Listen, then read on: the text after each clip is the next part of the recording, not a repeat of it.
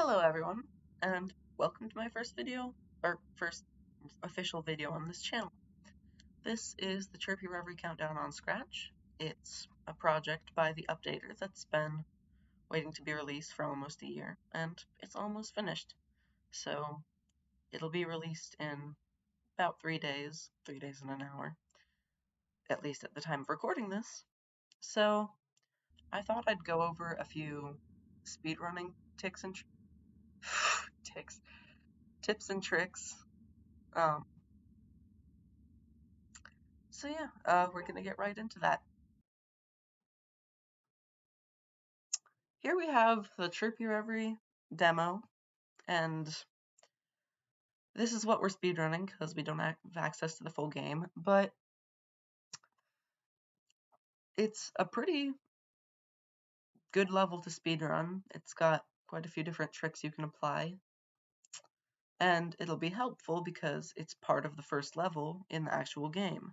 So if you beat Sunset Shores on this thing while speedrunning, you'll know how to speedrun at least part of the official Sunset Shore in the full demo. So I'm just going to try to speedrun this real quickly, and we'll see how I do.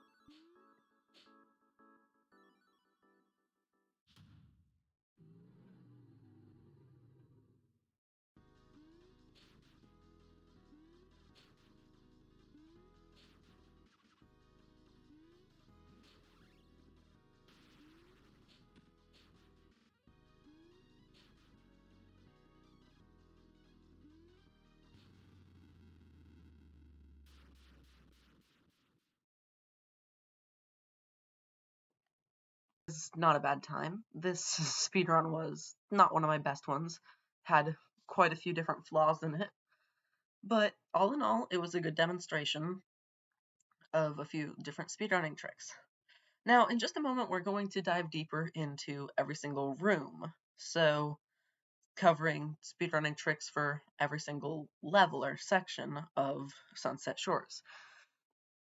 Or at least the demo. But for now, I'm actually going to show off just a few different speedrunning tricks that you might need to know involving the dash that will help you beat levels a lot faster.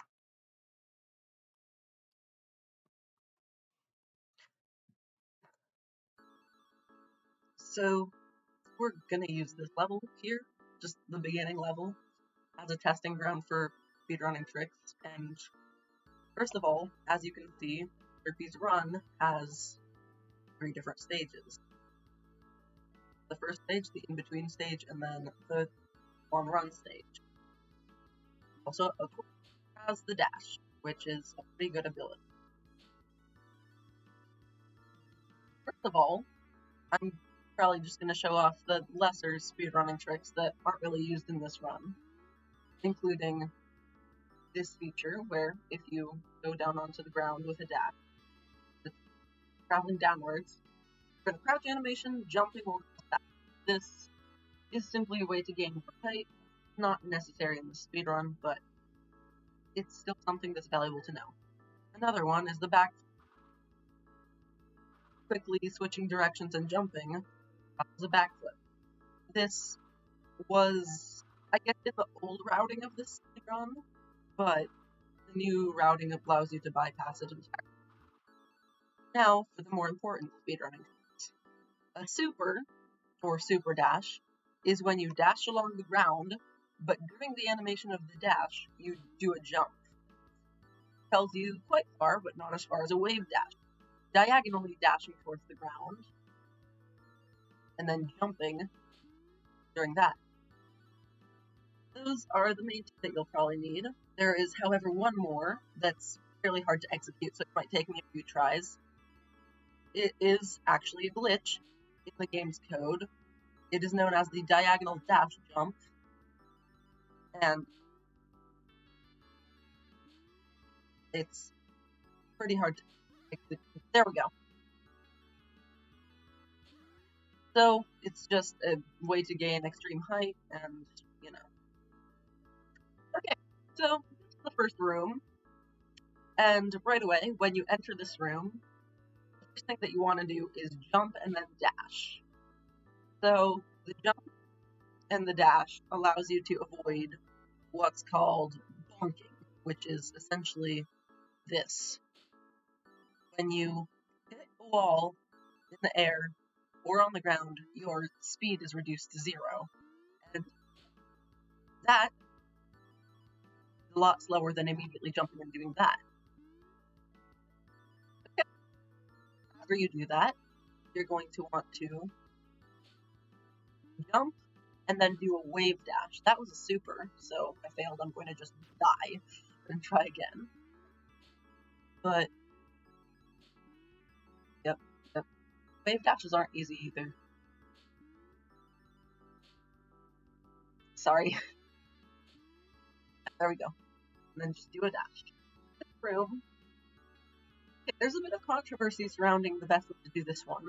It used to be believed that it would be the best to do that, and then do a backflip onto that platform. But not only is this annoying to execute, and in general just a pain, because backflips are pretty precise when it comes to this kind of thing, it's much easier to just do that and skip the backflip entirely. Fastball down here, do a super dash here, and you're on to the next one. It's just pretty simple. Dash, dash, try to avoid that bonk. So the best way to do that is to try to hit the top of the dash refills. This level that comes into practice a lot more. At the top of the dash refill twice, super, dash refill twice, super. Level.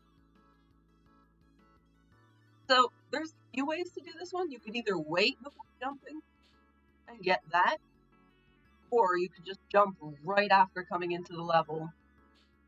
Usually it works a bit better than that, but it's generally a bit harder to time. There's a bit of controversy surrounding this section too, especially in people's work. I know people don't really have discussions about it.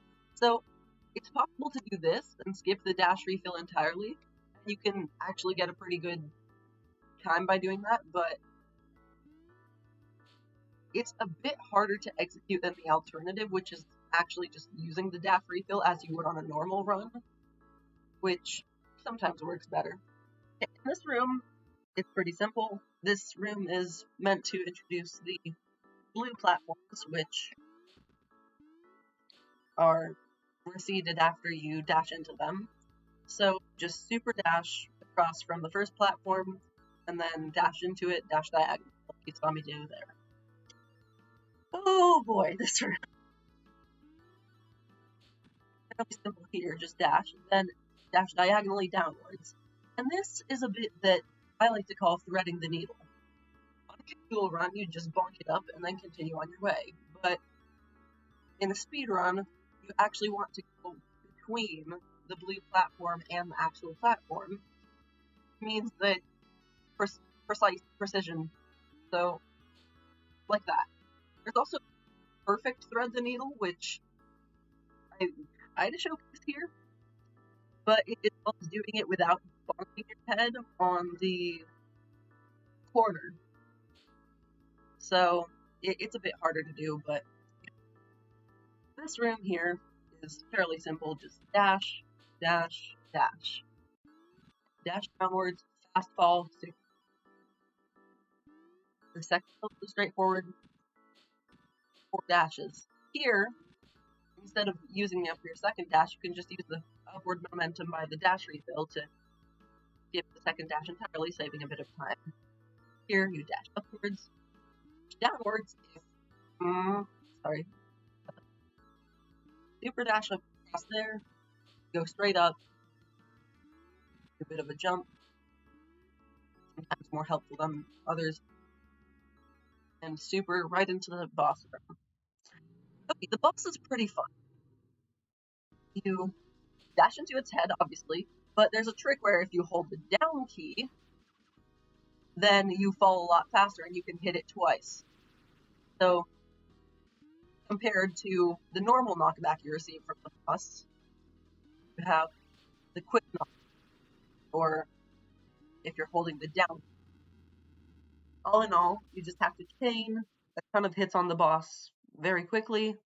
Yes, this rank sucks, but I'm just gonna try to compile all of those pieces into a speedrun and see how many mistakes I make, see how good my time is. Same thing as the beginning of the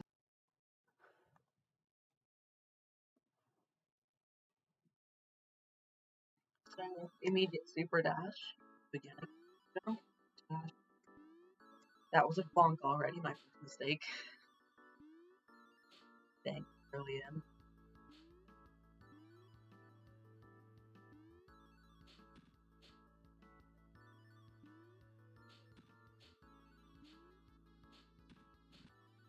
Another bonk, but that's okay. I'm just gonna super out of it.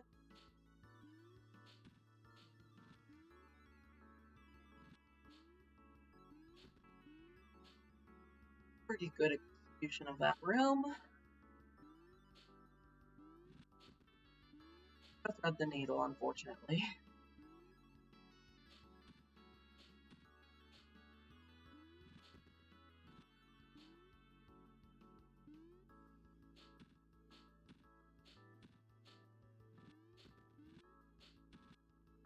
Pretty good there.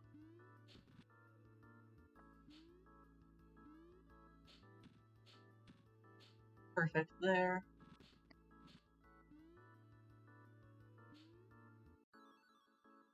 And then right into the boss room we go.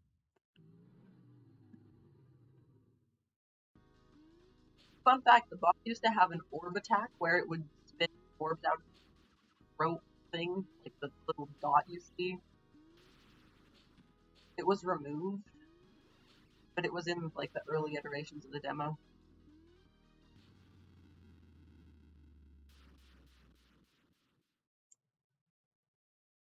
Yeah, just a bit faster than my original. Okay, well, that's pretty much the video, but a quick note to anyone who's actually interested in speedrunning, don't be discouraged. I've spent at least 4 hours of my life on this demo, and I'm still 3 seconds shy of getting a world record. And that's not to say I won't get it eventually, but it's sometimes frustrating. Speedrunning is not an easy business. To those of you who want to try speedrunning, I wish you luck. You guys are all amazing, and I hope one of you gets a world record someday in any game you try. But until then, I will see you in Chirpy Reverie, because I'm doing a speedrunning guide for that too. Might even record my first playthrough of it. Other than that, yep. See you. Thanks for watching.